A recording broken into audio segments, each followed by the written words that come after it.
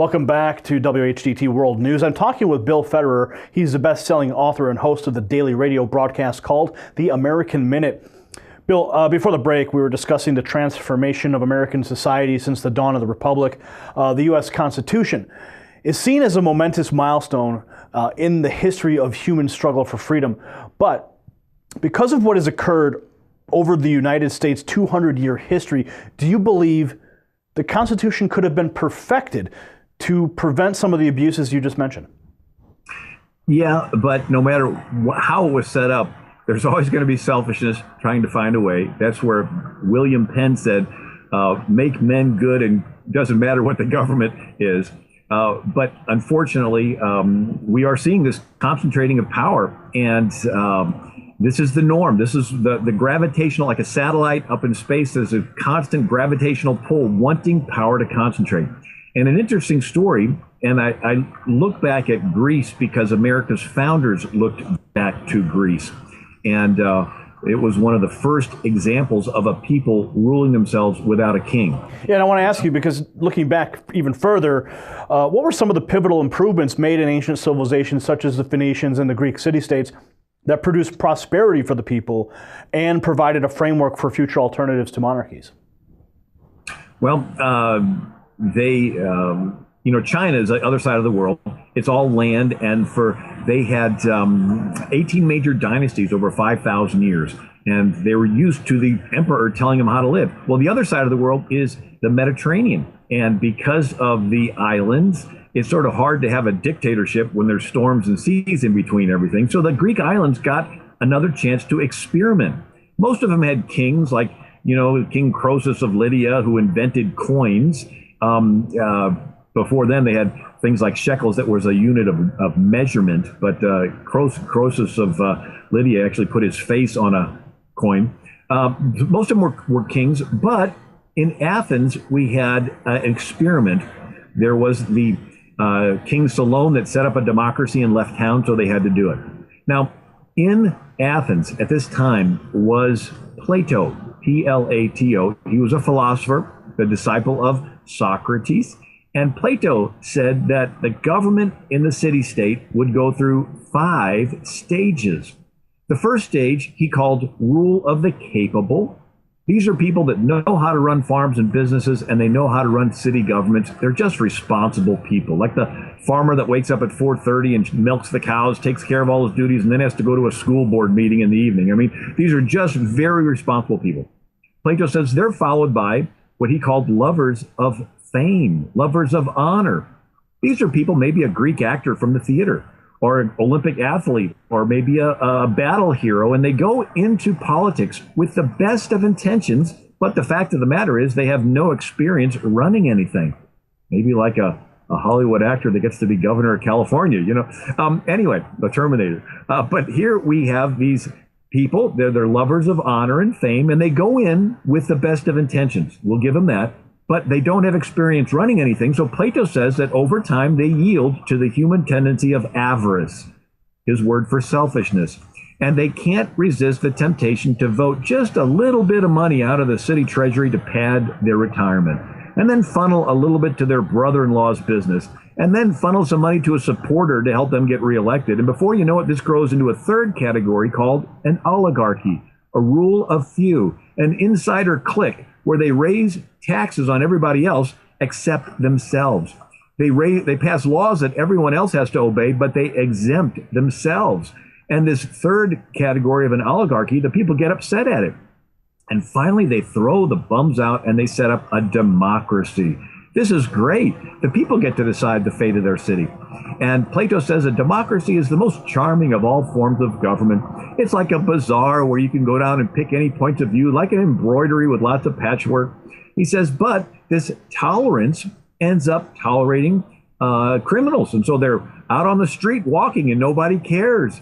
And then he says that it begins to creep into morals, and they have unnecessary pleasures and incest and unnatural union. And then it creeps into the family, this anarchy where the sons are disobedient to the fathers. And if they get corrected, the sons just shake their head. And then it creeps into their finances.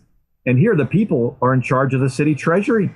And they see this pot of money sitting there, and all they got to do is vote, and they can spread the wealth around. And so they vote and spread the wealth around. And then there's no money left. And then they say, well, gee, where can we get more money? The rich people. And then they vote to take money from the rich people. Now there's no rich left. And then they begin to bicker amongst themselves because there's not enough to go around. And it turns into chaos and anarchy. And then they begin to say, can't someone come along and fix this mess? And that's the fifth stage. Someone comes along and they're all smiles. They promise everything to everybody. They salute everyone they meet on the street. And Plato says that they're charming and eloquent, and people begin to fall in love with them and yield to them their money, their trust, their power. And then this person yields to avarice, and he can't resist the temptation to use his new powers of government to target his political opponents. They get falsely accused and drug away. Finally, he stands in the chariot of state holding the reins of power, and he is revealed as the tyrant. So where are we in that long explanation of a civilization's rise and fall? It's fascinating. He wrote this 380 BC, and he was such a good studier of human behavior. And he goes on to say, how does this tyrant stay in power? He will always be looking to get into some war because people like strong leaders in wartime. And then when he gets to be too much of a tyrant, his own supporters begin to confront him and cast it in his teeth. And then he decides he has to purge his administration of all the generals and people that got him there, all the wise ones. And he destroys them, gets rid of them. And then who does he get to be his followers? The convicts from prison and the slaves, and he frees them. And Plato says, what a creature this tyrant is. He gets rid of the wise, and now he has criminals for his associates. But again, 380 BC, and this is an example of how a democracy, a people who got this opportunity to rule themselves, how they fell and ended up getting ruled by a tyrant. So back to my question, where is America on that timeline? Well, we see that I call it a sliding scale of virtue. One side's total government, the other side's no government. The total government side, power gravitates like a dark hole into the hands of a dictator. The no government side is anarchy, unless the people have lots of internal morals and values. And so Ben Franklin said only a virtuous people are capable of freedom. Like Plato, only people with self-control can rule themselves without a king. But as here we are in America, we're giving in to our, getting rid of the old values, such as honesty. And we're telling the kids in school, situation ethics, you can justify anything, give in to your passions and lusts. There's no right or wrong anymore. And the kids go out and do that. And then they start punching people on the street, and they start killing classmates. And then we, say, government, step in to do something. And the government concentrates power in order to bring order. Unfortunately, as power concentrates, Lord Acton of Britain said, power corrupts and absolute power corrupts absolutely. So as power concentrates, you can be guaranteed there's favoritism and be guaranteed there's corruption. And so we're going to move away from the form of government where the people get a chance to rule themselves. Now, there's plenty that we can learn and take away from the mistakes made in history. But what would you say is some of the most significant intelligence that you can give to our viewers, and how you can suggest Americans fix what the United States government has become today? Well, it's a slow process. Water goes down the drain slowly around the edges, but faster and faster as it gets closer to the middle, that vortex. Human nature is such that if there is the chance to consolidate power, it will fight tooth and nail not to give that chance up. And so I see this trend of power concentrating, and I don't, Caesar is an interesting study. Rome was a republic for 500 years. Rome had a king who raped a girl named Lucretia, and the girl was so upset, she gets the Roman leaders together and commits suicide right in front of them. The Roman leaders get together and kill the king, and they make a rule that if anybody in Rome would ever become king, anybody could kill that person without any repercussions. So for 500 years, nobody in Rome wanted to come anywhere close to being called a king. A guy named Publius helped set up the Roman Republic, and he was building a mansion. Rumor was he was thinking of being king. He destroys his own mansion so that he doesn't get accused. Anyway, Rome had 600 senators. Now, their senators were not elected, they were hereditary back to the founders of the Roman Republic. And so in the difference between us and them is we democratically elect our senators, whereas their senators were hereditary. Now, what's the difference between a republic and a democracy? A democracy is you every day have to go to the market to talk politics. If not, you're an idiot. In a republic, you take care of your family and farm and have someone in your place that goes to the market and talks politics every day. They're your representatives, your res publica, your republic, your person in your place. And so as time went on, the senators did get wealthy and the people did get in debt. And so you get around 45 BC, and there was someone from one of these aristocratic families who had gone bankrupt.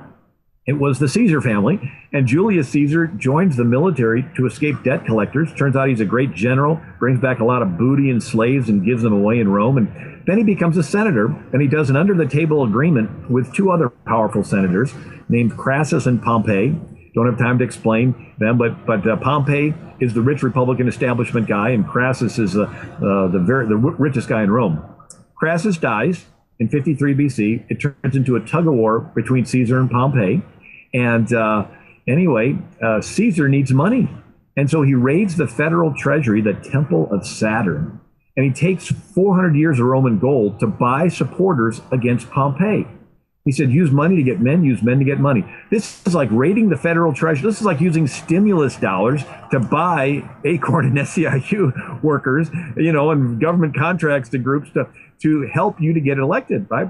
And so when Caesar finally gets rid of Pompey, does he tell the people, you helped me get here, you can help me run Rome? No, instead he makes himself dictator for life, starts the cult of Julius Caesar, and makes Mark Antony his high priest. He makes himself a god. And so we see how Rome transitioned from a republic, which it had been for 500 years, now it's a dictatorship. The whole thing is ruled by Caesar. The senators killed Julius Caesar thinking they'll save the republic, but the people like Caesar because he was giving away free stuff. And so finally, his nephew Octavius takes over, and Augustus Caesar officially transforms the Roman Republic into the Roman Empire. And so it's now all ruled by one person. So this is an example of a republic, a country that the people got to rule themselves through representatives, and it transitioned into a dictatorship. So that transition is possible. And we look at our republic with democratically elected representatives, but over time, power is concentrating into the hands. And again, Washington's warning, usurpation, though in one instance is the instrument of good, it is the customary weapon by which free governments are destroyed.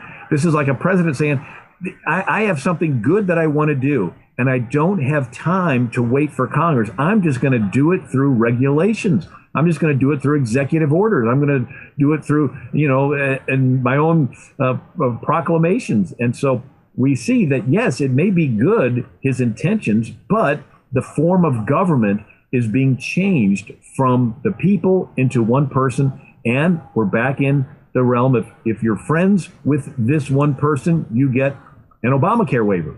If you're not a friend to this person, you get your car dealership shut down and your Gibson guitar factory raided. And if you're an enemy of this person, you get targeted by the IRS. We're moving back in the direction of one person calling the shots, and you want to do the best you can to be friends with that person. All right. Well, there's certainly a lot we can learn from looking back at the history of Rome. That was Bill Federer. He is the best-selling author and the host of the daily radio broadcast called The American Minute.